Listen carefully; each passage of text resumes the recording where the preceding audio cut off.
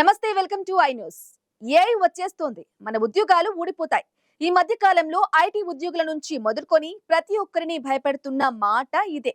Artificial intelligence ఎంట్రీతో job market కుప్పకూలిపోతోందని పెద్ద ఎత్తున ప్రచారం జరుగుతోంది.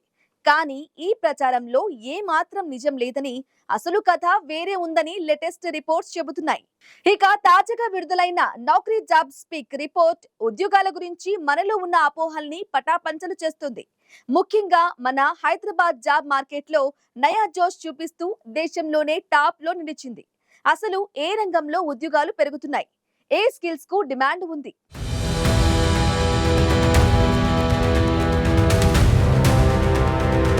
ఉద్యోగాలు పోతున్నాయన్న ఆందోళన మధ్య అవకాశాల వెల్లువ ఉందని నౌకరీ జాబ్ స్పీక్ రిపోర్ట్ ఆశలు రేకెత్తిస్తోంది. ఈ రిపోర్టు ప్రకారం దేశంలో నియామకాల హడావుడిలో మన హైదరాబాద్ మహానగరం టాప్ గేర్ లో దూసుకెళ్తోంది. ఉద్యోగాల కల్పనలో హైదరాబాద్ ఏకంగా 10% గ్రోత్ రేటు నమోదు చేసి దేశంలోనే అగ్రస్థానంలో నిలిచింది.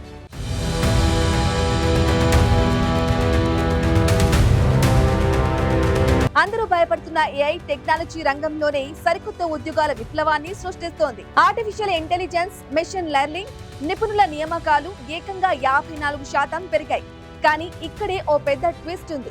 ఇదే సమయంలో ట్రెడిషనల్ ఐటీ, సాఫ్ట్వేర్ సేవల రంగంలో నియామకాలు 6% తగ్గడం గమనార్హం.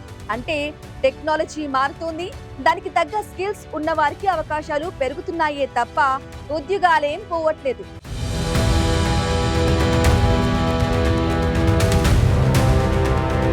ఇక ఇతర రంగాల విషయానికి వస్తే ఇన్సూరెన్స్ సెక్టార్ 24% వృద్ధితో ఫస్ట్ ప్లేస్ లో ఉంది. ఆ తర్వాత హాస్పిటాలిటీ రంగంలో 22%, రియల్ ఎస్టేట్ రంగంలో 18% చొప్పున ఉద్యోగాలు పెరిగాయి.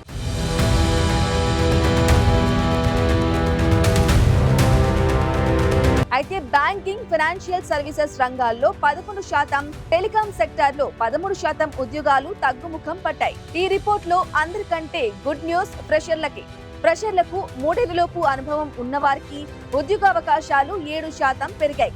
సో జాబ్స్ లేవని కాదు, మారిన ట్రెండ్ కు తగ్గ స్కిల్స్ ఉన్న వారికి, ముఖ్యంగా ఏఐ, ఎంఎల్ వంటి ఫ్యూచర్ టెక్నాలజీపై పట్టు ఉన్న వారికి అవకాశాలు పుష్కలంగా ఉన్నాయని ఈ రిపోర్ట్ క్లియర్ గా చెబుతోంది.